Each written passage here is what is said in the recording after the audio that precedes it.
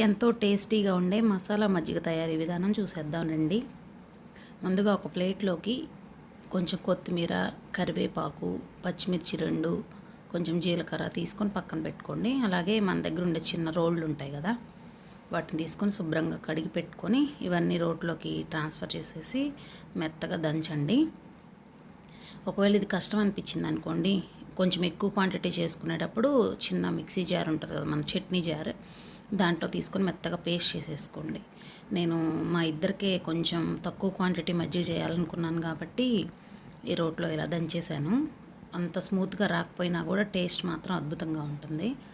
ఈ పేస్ట్ని తీసుకొని మన దగ్గర ఉన్న జాలీలు ఏమన్నా కానివ్వండి, మన టీ స్టెయినర్లో కూడా వేసుకొని కొంచెం ఒక పావు లీటర్ వరకు 250 ml వాటర్తో ఇట్లాగా మొత్తం స్ట్రెయిన్ చేసేయండి. అందులో ఉన్న సారం అంతా మనకి అడుగునున్న వెజల్లోకి దిగిపోతుంది. ఇట్లా వాటర్ వచ్చేస్తాయి, ఆ పిప్పి మనకి నోటికి తగలకుండా.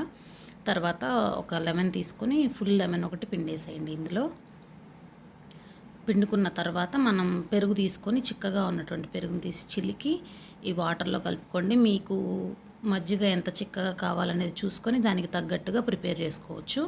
టేస్ట్ కూడా మనకు తగ్గట్టు అడ్జస్ట్ చేసుకోవచ్చు, కారం, ఉప్పు అది. ఇందులో ఇలా మజ్జిగ తయారు చేసుకున్న తర్వాత దీంట్లో మన టేస్ట్కి తగ్గట్టు కొంచెం సాల్ట్ కూడా యాడ్ చేసుకోవాలి. అంతే, మన మసాలా మజ్జిగ రెడీ అయిపోతాయి. చాలా టేస్టీగా ఉంటాయి. సమ్మర్లో చాలా యూజ్ అవుతుంది మనకి. టేస్ట్ అద్భుతంగా ఉంటాయి. ఒకసారి ట్రై చేయండి ఫ్రెండ్స్.